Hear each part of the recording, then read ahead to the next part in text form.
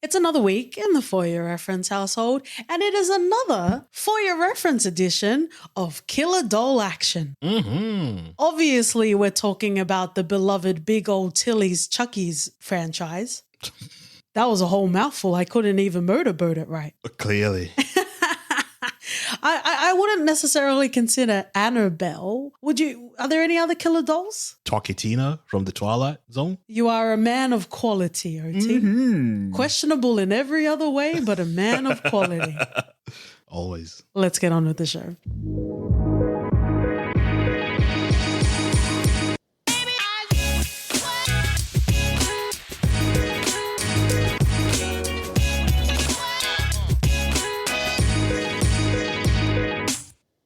Friends and Ronnie Cheng lovers, welcome back to the For Your Reference podcast. You got your host, Katie. And Doti. Upload dance sequence to the rhythm of consumerism, cutie bosses, and children tease.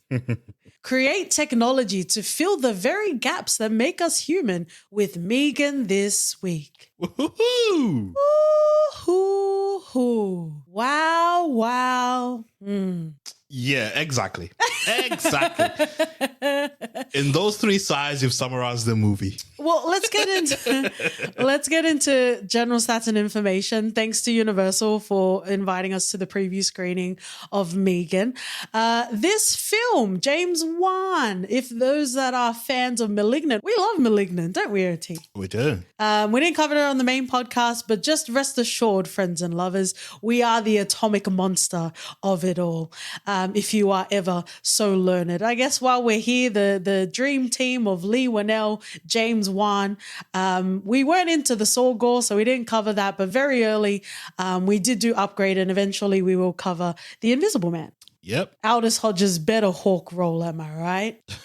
He was packing a hawk in those sweatpants, but who am I but a humble film person? Wow. Well, maybe the Rock's boulders do it for you. I don't know, OT. They do, just like it does for many other millions of people. That's why The Rock is in everything, literally, so... But we did say in the Christmas rankings that just happened that Batista and John Cena are at the top for me. Yeah. Oversaturation is a thing. We do have valid criticisms of M3GAN and obviously things we enjoyed, but more Batista, I would say, would always never hurt. 100%. So this film was directed by Gerard Johnston. It is a story by James Wan, ever so lovely, beautiful quality. Writer, screenplay, Akela Cooper in regards to stars, Alison Williams, Violet McCraw, Ronnie Cheng. Need to give more and more a shout out to the actual M3GAN team. Amy Donald is a very young girl from New Zealand who convincingly did the physicality of M3GAN. Impressive. Yeah, and Jenna Davis did the voice of M3GAN. Wow, wow, wow, wow, wow. I would say that M3GAN was a film that was most anticipated for us to watch at the top of 2023. So let's get into, and don't worry, OT, I do have separate themes where we can talk about horror and dolls and all that sort of thing. Maybe even toys if you're feeling nasty. I think that's more of the Chucky franchise, right? It is. With Redman. It is. People don't give Redman enough respect for the Chucky franchise. He was there for but a second. More than Busta Rhymes in Halloween. Oh, wow. We're horror heads and hip hop heads, friends and lovers. So spoiler, spoiler, spoiler. Malfunction, malfunction, malfunction. So let's get into your first impressions, my love. I was eager. I was excited to watch this movie. Yeah. You know, ever since we watched the trailer, we were in it. We were sold. Straight away. I was ready for something to rival Chucky. Oh, it's a space dominated by Chucky, and I was ready for a shakeup. But you feel like the team had the cojones to pull it off. Is that what the difference was? Or were you just putting all of your hopes and dreams? You know how the most recent Chucky, where they sort of made Chucky a bit more AI forward? Yes. So I expected something of that scale. Like less voodoo, more technology. Yeah. And I was there for it. You know, it's a space that's super ignored, and there was room for something else. And I felt M3GAN was ready to come and take it. So when I went to watch it, you know, it was an early screening. It was a mood, which is good. then it started so promisingly, but halfway through you realized that the target audience was casted much larger than what I thought it would be. And that just diluted the movie a bit too much for what I thought it would. Because I was ready for it to just skyrocket. But it reached the stratosphere and thought, I ain't going farther. I'm coming back down. Yeah. And I wasn't for that. I felt like there was a really big missed opportunity with this. I was ready to just go, not Terrifier's level, but just don't hold yourself back by a PG-13 rating. And I felt like M3GAN was a movie that had to be R-rated for it to be a fully recognized franchise launch. Okay. I'm downloading what you were uploading, OT. Art OT the clown, if you're nasty. I think the skeleton of this film definitely works. There might need to be some QA testing because there's a little bug. There's some bugs in the software. There's some bugs in the hardware. I would say that, exactly like you said, there needed to be more market research because it wasn't necessarily all the way to a Chucky, for example. But it was also mature enough to be able to go there. And I think, the rating definitely didn't suit the subject matter in which they could have gone. There were some scenes that I think the red flag was when when M3GAN sort of killed the dog. Or there was an insinuation we're that dog the dog lovers in this house. Yeah. I wasn't looking for seeing M3GAN kill the dog live, but I just knew that, okay, so they're not going to show us this. They're probably not going to show us a lot of other things that M3GAN will do. Off screen. Yeah, and we'll make it off screen and make it all PG.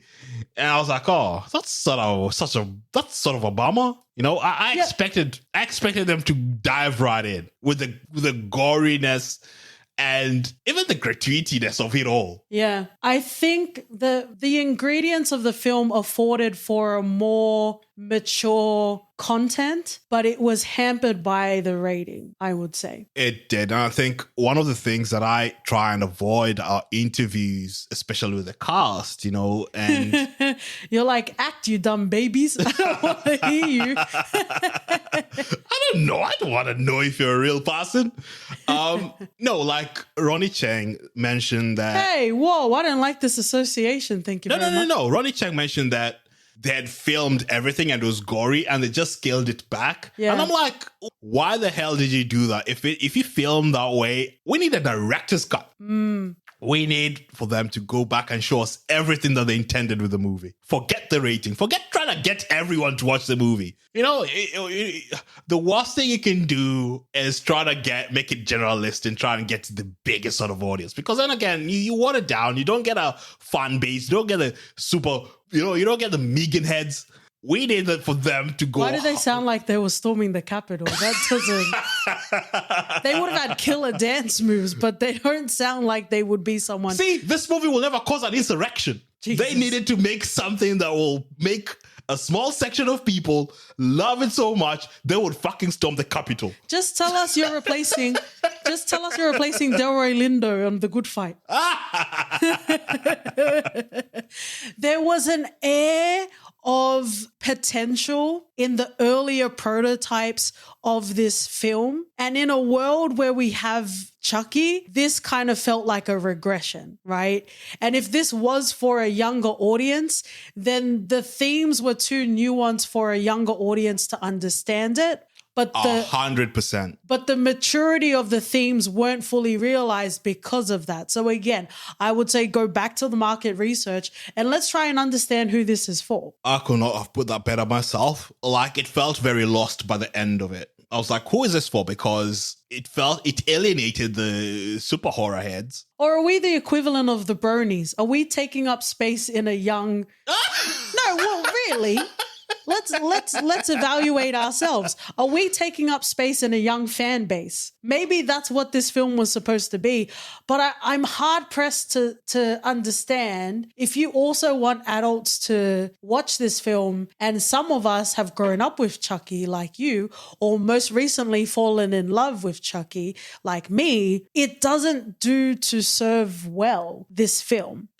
It doesn't. I think, I see what you're saying. And I hope, and I reckon this is just someone up there thinking, oh, we need to make it open to everyone. This is quite a cool idea, guy.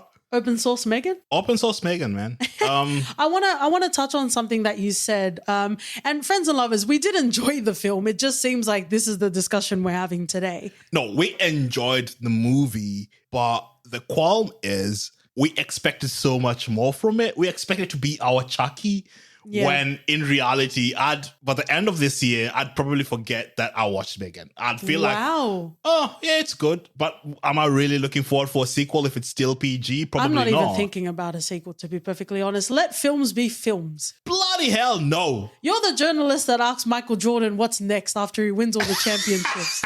Like, just see? And that's me making a sports reference that I don't understand. But like I want to go back to something that you mentioned before we dive into the actual film. You mentioned it a couple of times how it's too general. And I just want to clarify, do you mean general because all ages can watch it, or all types of people, not just like dull horror heads, for example? Again, that sounds like a January 6th. That doesn't sound like a great group of people.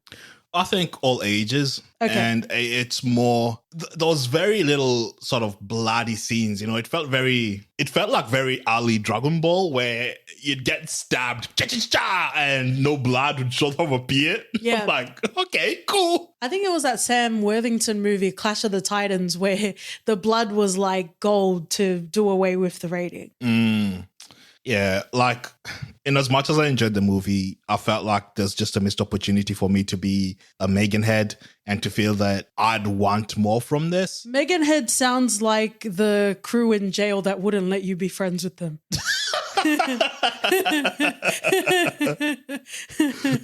I wouldn't even be hanging out with anyone because I'd be holding T-Bug's pocket. Well, in some case, you're hanging out for something.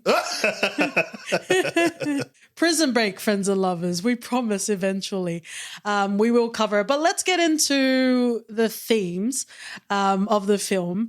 And we've kind of talked about it, but I want to talk about the Battle of the Dolls. Well, I guess you kind of already summarized it in saying you don't see yourself remembering this film.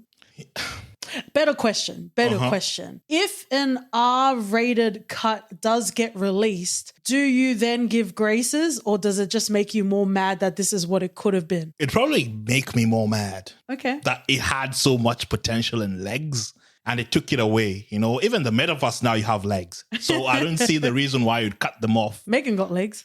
Yeah. She got the M3GAN knees. It'd probably be a situation where, how it got a Zack Snyder cut. Mm-hmm. And you're like, where was this? Because the movie made so much more sense. Yeah, but I think there were special circumstances. I agree. Around the film. True. I think this is the opposite of where we heard that Tarantino had a rougher cut of Django. And we're like, yeah, nah, we don't need that, bro. Yeah, there's some things we don't want to see.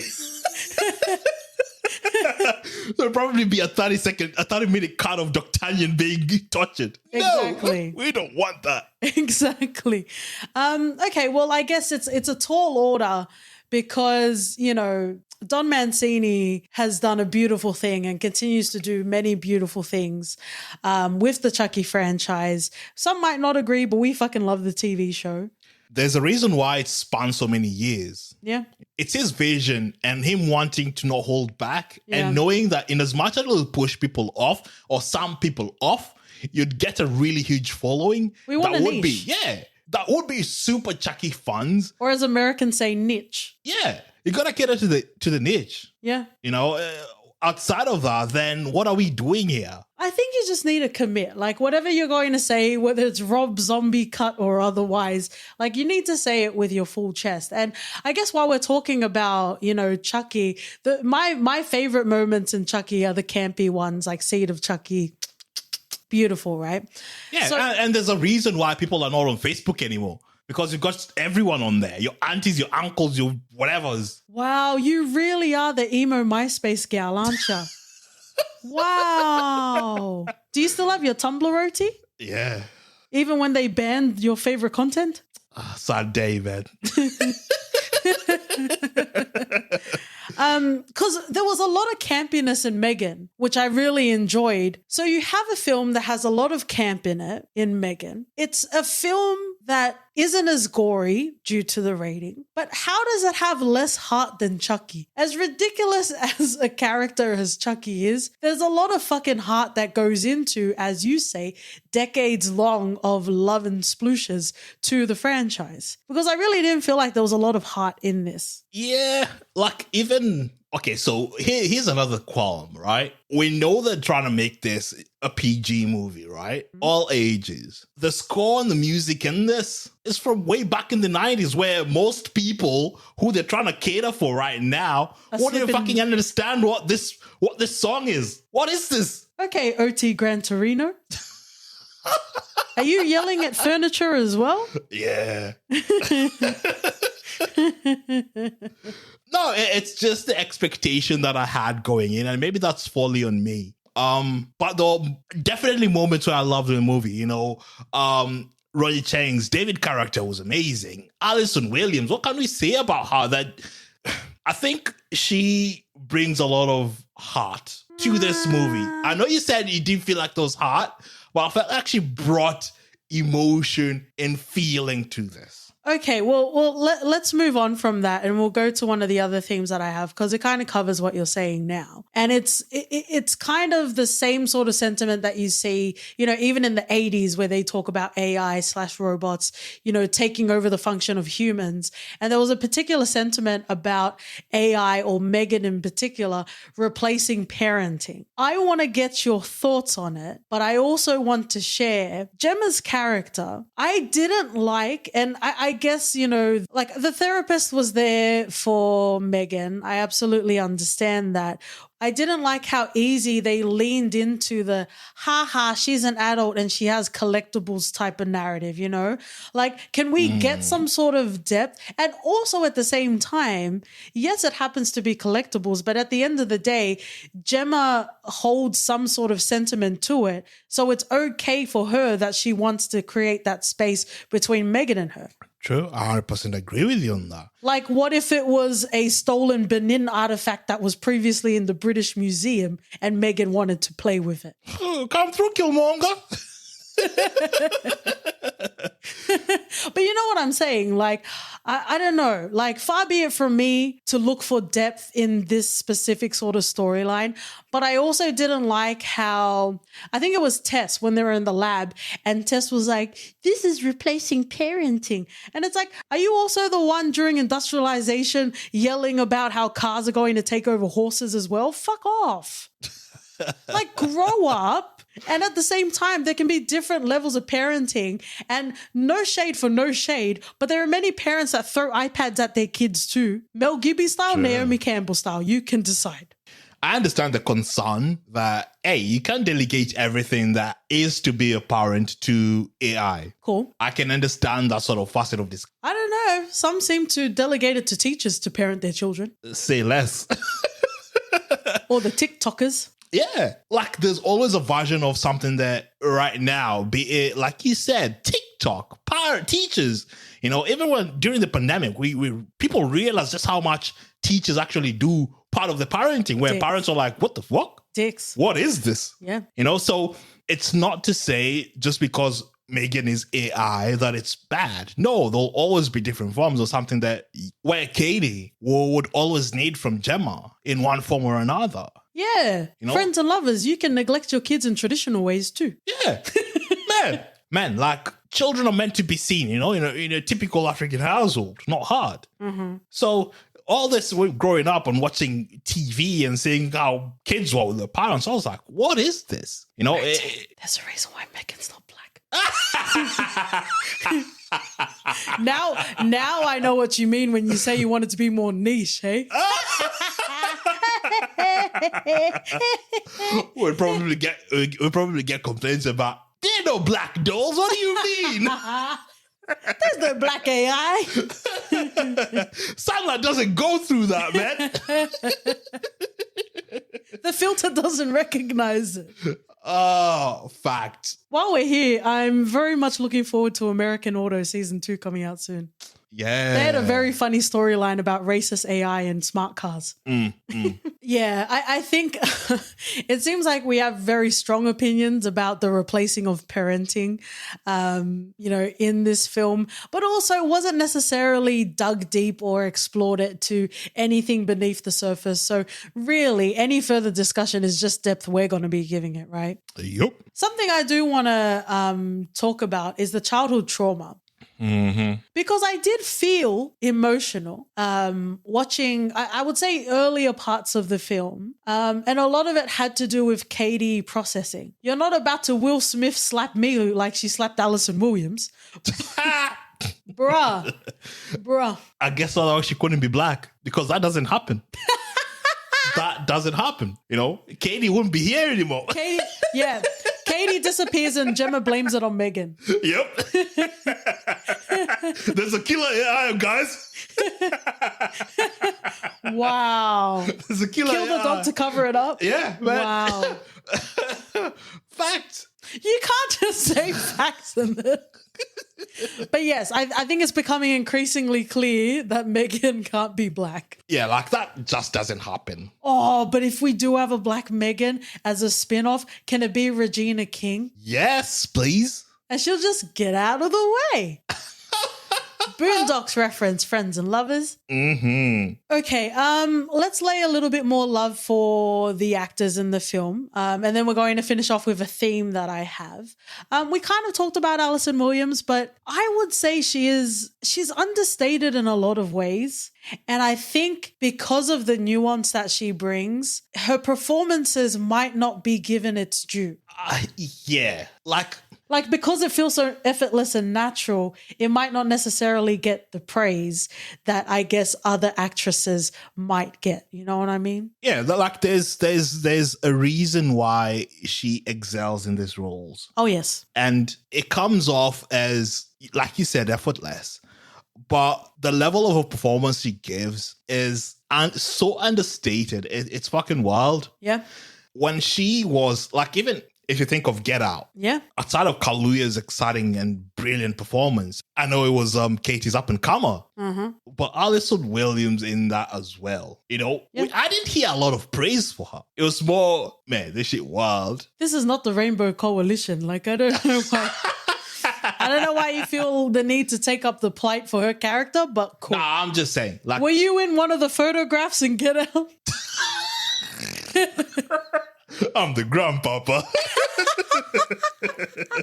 I absolutely understand what you're saying. And, I will always talk about Ronnie Cheng, friends and lovers. I said I would open a petition for Ronnie Cheng to play Shang-Chi in Shang-Chi 2. And I'm also going to open a petition for Ronnie Cheng to play M3GAN in M3GAN 2. You're silly. We can have an Asian M3GAN. We can. I will leave the floor for my Asian friends and lovers because I'm a PI, but I'm not an AA. Wow. Yeah. All right. Bring your PI card up here. You don't get a brown M3GAN. You know why? Why? Lack of representation. Ew. We laugh, but it's still sad, friends and lovers.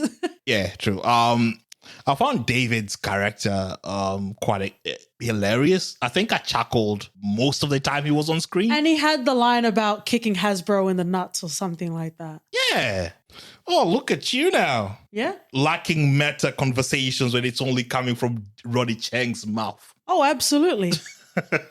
From thine babe's lips to my ears. Wow. Yeah, but I found him interesting. I think he sort of acted as that comic relief, which is cool. when you have celebrity talent that perhaps aren't necessarily actors first, but I would say international student Ronnie Cheng, when he was still here, even though he besmirches Australian TV and film, which he absolutely should, that was a very good series and he's a very good actor. But usually when you have talent that aren't necessarily known for their acting, they can become a bit cardboard or, you know, maybe not offer a lot or maybe stick out like a sore thumb. But the way this script was written, the way that Ronnie Cheng performed it, when you bring someone like Ronnie Cheng in, you've got that snarkiness, you've got that snideness. And it was really a lot. I had so much fun watching him in this film. Again, there was just some missing tones that would have made this a wholly realized film. Yeah, I'm with you on that. Let's quickly talk about Tess and Cole. They were kind of, I don't know, they didn't really get a lot of time on screen. Tess was kind of just whining every time, no offense. The whining woman is an important role in film industry, man. You know why? Too much representation. Hey, promising whining women, am I right? Oh, you said it. You started it.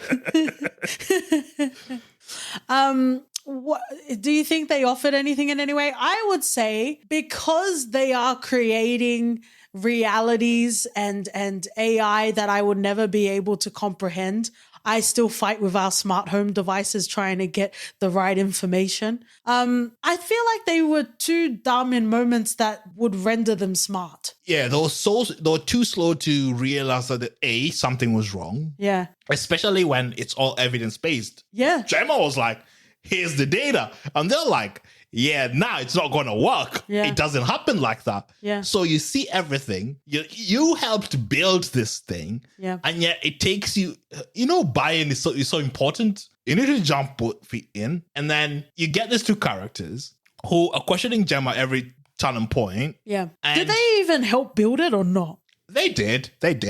Apart from Cole's sort of ridiculous nonsense where he forgot to put some gadget in M3GAN, which caused an explosion. Yeah. That's how we were introduced to them, like the fumbling assistant idiots. Scrappy-Doo or the new Velma?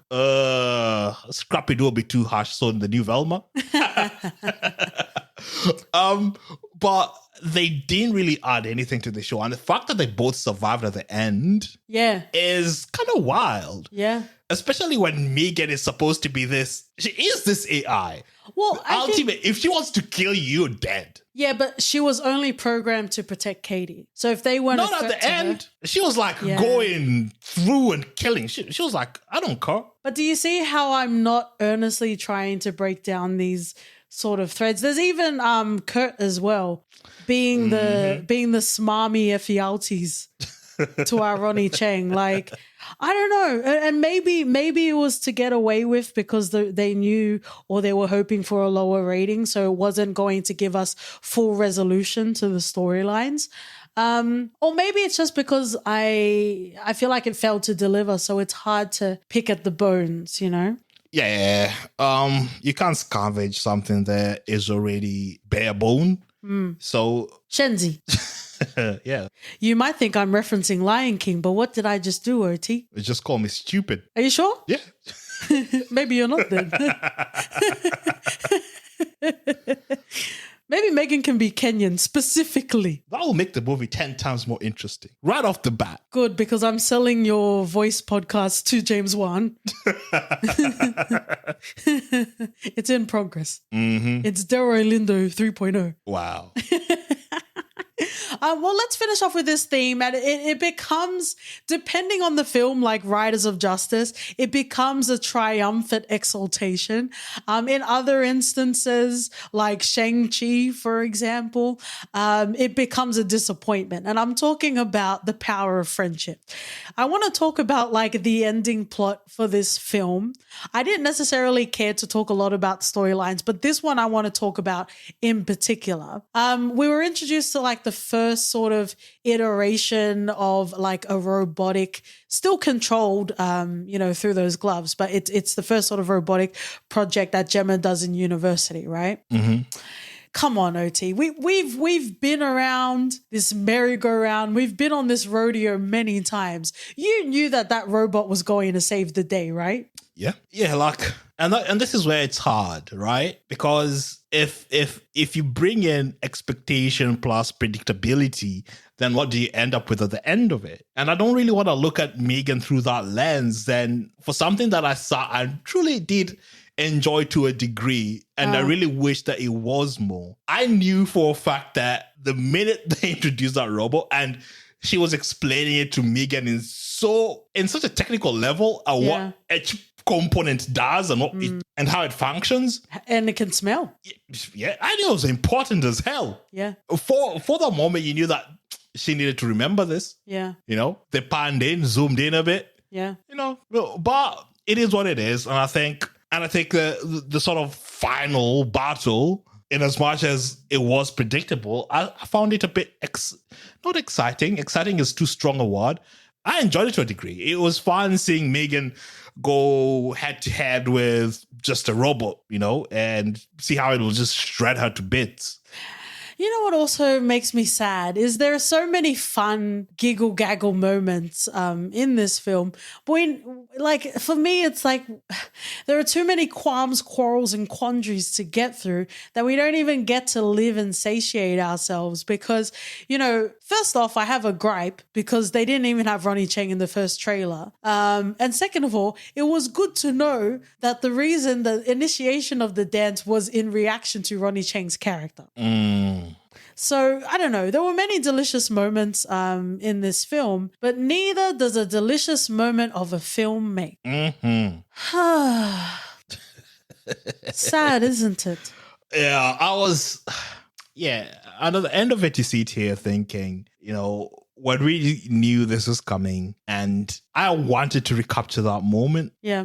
If it was, a reverse prima noctis, it wouldn't be a reverse prima noctis of the first moment I watched this. It would be the first moment I watched the trailer and what joy I got from it. We're not doing awards categories with trailers, OT. We should. There's a niche for it.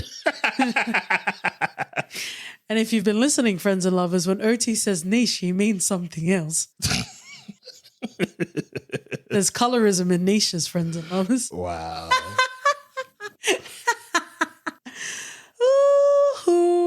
Thank you, friends and lovers, for joining us another week in the For Your Reference household. We're going to finish off in a segment we call For Your Reference. OT. It will be remiss if I didn't reference Chucky. Ooh. It's one of my favorites. The avid listeners know this already, and it won't disappoint you. It will play around with everything it can. It'll push the boundaries of what you think is deemable and acceptable.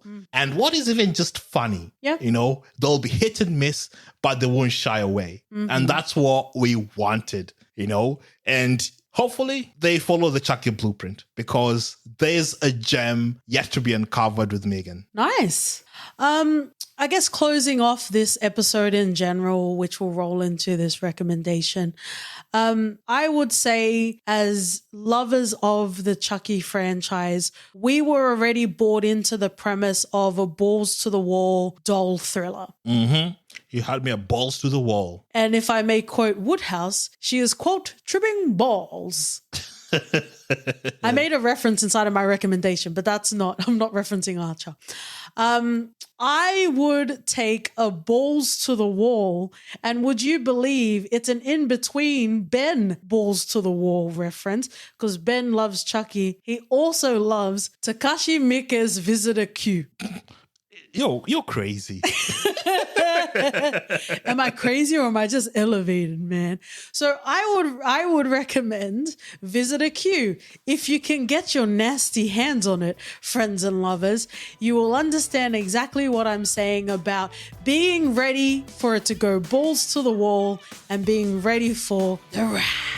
I don't think you can be ready for that, but you know what? More power to you. If you would like to ask OT where his M3GAN heads were on January 6th, you can find us on Twitter and Instagram at ForYourFPod. Write us an email at hello@f1podcast.com. We're also on Ronnie Cheng for Every Film podcast if you like to leave a rating and review. And we'll see you guys next week. See ya. Bye. Yeah.